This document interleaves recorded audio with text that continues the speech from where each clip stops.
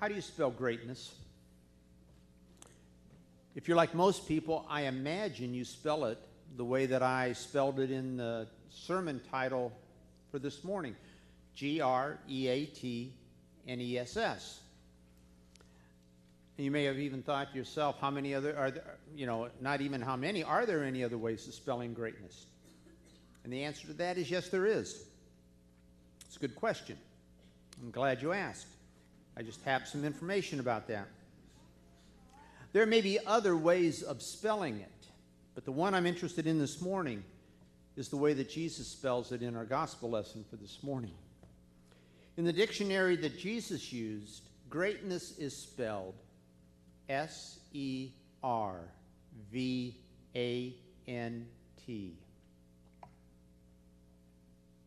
Jesus' spelling lesson with the disciples came about actually as a result of a very awkward and embarrassing moment that the disciples found themselves in. The disciples and Jesus were traveling to Galilee, and after they got there, Jesus asked them, "What were you arguing about on the way?" Jesus' question, I believe, falls into that category of when is a question really not a question? And the answer is when the one who asked the question already knows what the answer is before they ask it. For example, when a parent of a teenager asks their son or daughter, "What time did you get home last night?" You know, chances are better than even that the parent already knows what time they got in. They just want to see how their son or daughter will respond. Will they fess up? Will they be honest? Or, well, when Jesus asked the disciples what they were arguing about, it was one of those kinds of questions. We know that because Mark tells us that after Jesus asked the question, the disciples were silent. Eugene Peterson, in his picturesque way of paraphrasing the scriptures in the Message, puts it like this. After Jesus asked the question, the silence was deafening. Except perhaps for an occasional clearing of the throat by one of the disciples. You know, you've been there. Or maybe the shifting of feet and kicking some of the dirt down around your sandals. Can't you just picture it? The disciples are looking sheepishly, their heads are looking down or maybe looking off into the distance, anything but making eye contact with Jesus.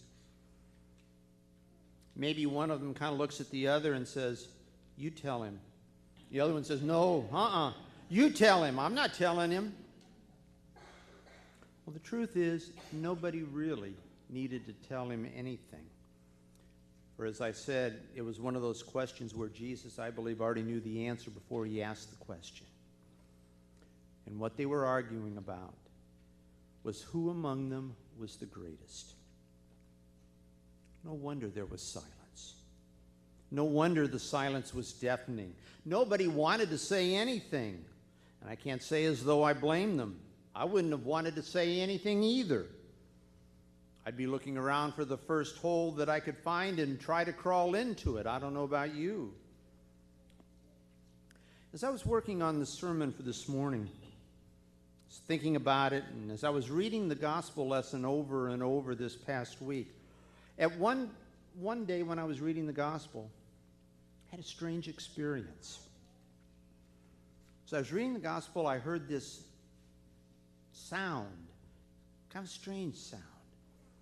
It was kind of like a thud, thud, thud. I don't know what it was. Figure out what it was. So I stopped reading.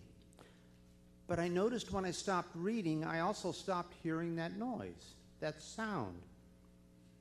Thinking maybe I was just imagining things, I started reading the gospel again, and when I started reading the gospel again, I heard that sound again. Thud, thud, thud. Then it hit me. Do you know what I think I was hearing? I can't be 100% sure of this, but I'm pretty sure the sound that I heard was the sound of Jesus banging his head against the wall as his befuddlement, bewilderment, and frustration with the disciples. Think about it. Jesus has just told the disciples that he is going to be handed over, betrayed, and killed. And how did the disciples respond? Oh, Jesus, no, can't be. Oh, Jesus, oh, I'm so... No, they start arguing about who's the greatest.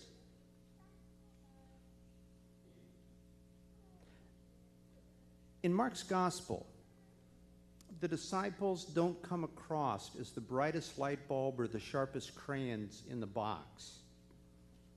But for them to be arguing about who among them was the greatest just after Jesus had told them that he was going to be betrayed and then killed, Jesus had to be thinking, what's with these guys? I know Mark said that they didn't understand and that they were afraid to ask him, but come on now. It's not like this was the first time they'd heard Jesus say this.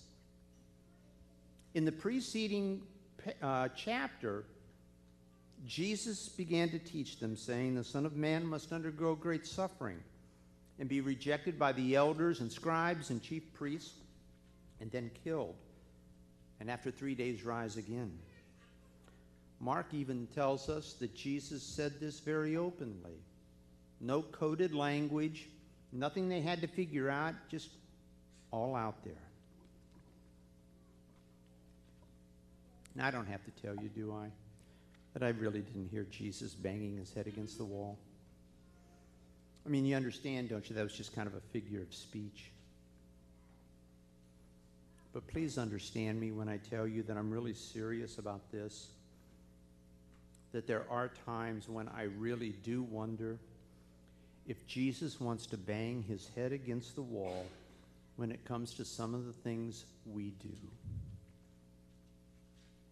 Take, for example, the way we buy into the world's way of spelling greatness. The position and power and popularity and possessions and fame, knowing full well that that's about as far away and inconsistent with the way Jesus defines greatness as possible. We live in a consumer culture. And most of the Christians I know, myself included, breathe the same air and drink the same Kool-Aid as almost everybody else in our culture. So it should not be surprising that in such a culture, Christians shop around for a church the same way they shop around for just about anything else. They look for where they can get the best deal. In other words, they shop around for a church that offers them the best worship experience for their family.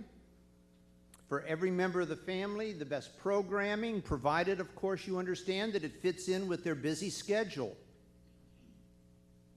I actually know people, fortunately not many of them, but I know some people who, to use our consumer culture language, shop at various churches throughout the week after week. Same churches, week after week, I mean.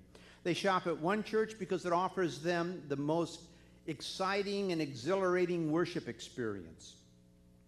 They shop at another church because it offers the best youth programs for their kids. And they shop at still another church for fellowship groups to be a part of. In such a culture, people, if they join a church at all, join with the expectation of being served. Any expectation that they will be asked to serve isn't even part of the equation. You don't have to take my word for it. In his best-selling book, The Purpose-Driven Life, Rick Warren puts it like this: serving is the opposite of our natural inclination. We say, I'm looking for a church that meets my needs and blesses me, not, I'm looking for a place to serve, a place where I can be a blessing. Knowing how Jesus spells greatness and how a lot of us then spell it, a few questions for us to think about.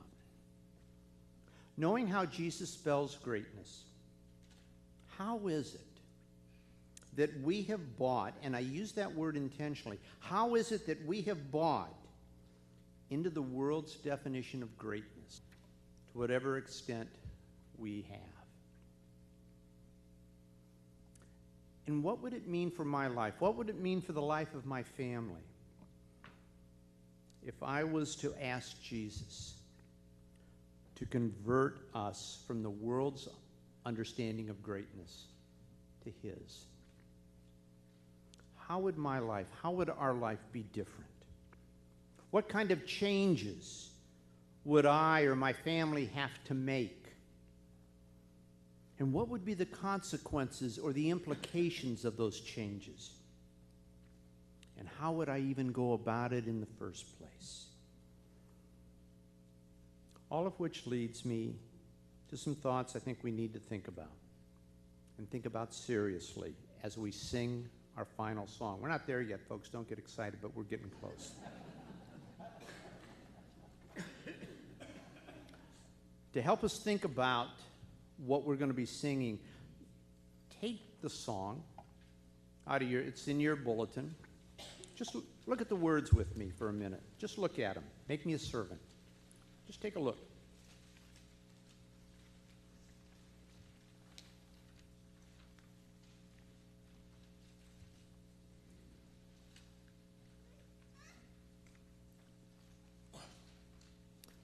First thing we may notice about that song is it's really, really, really, really short. But don't let the brevity deceive you. We need to pay attention to the lyrics, because if we don't think seriously about what we're going to be singing, we could very well end up finding ourselves in places we never thought we would be, doing things we never thought we would be doing. For you see, when we sing that song, we're going to be asking God, we're going to be telling God that we want to be a servant. And it is generally not a good idea to be dishonest with God and tell God we want to do something or are willing to do something we have no desire to do and no intentions of following through on. So if we're really not serious about being willing to or wanting to be a servant, when we come to that time in the service, lip sync, do a Milli Vanilli. Let people around you think you're really serious about it, even if you're not. But if you're not serious about it, folks, don't sing it.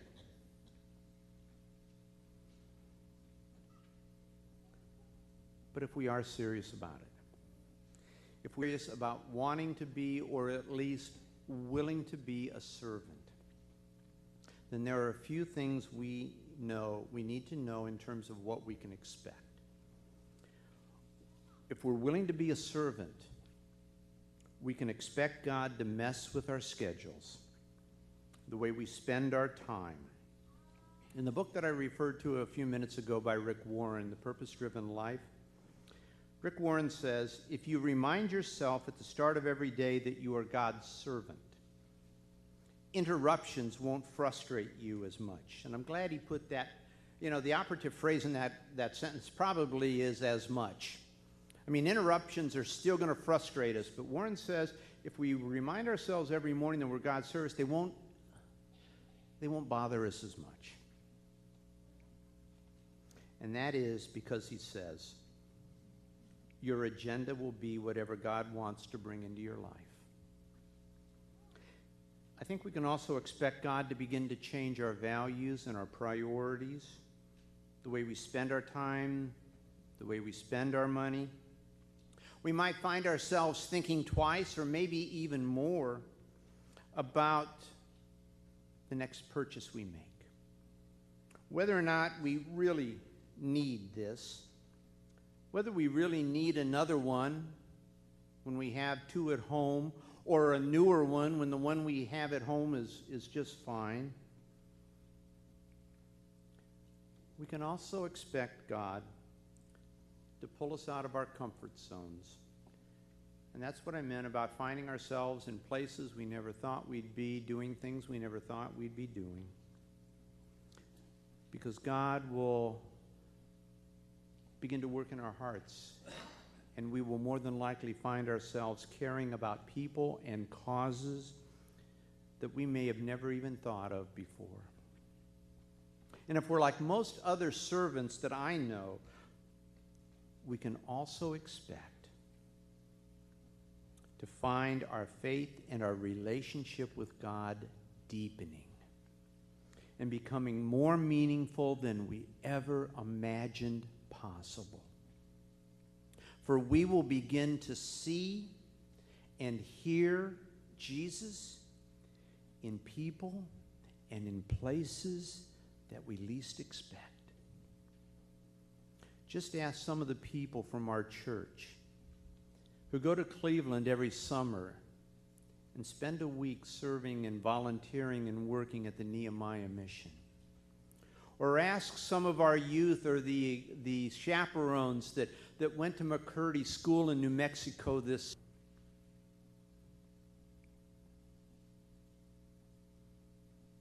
I know it may not seem like it, folks, but what I'm trying to do is save us all, myself included, from having to stand before God on Judgment Day, knowing full well how Jesus spells greatness, and having to endure that painfully awkward and embarrassing experience, not to mention the impossible task of trying to explain, or worse yet, trying to justify how and why we who claim to be followers of Jesus spent so much of our lives seeking after greatness according to the standards of this world. May God help us.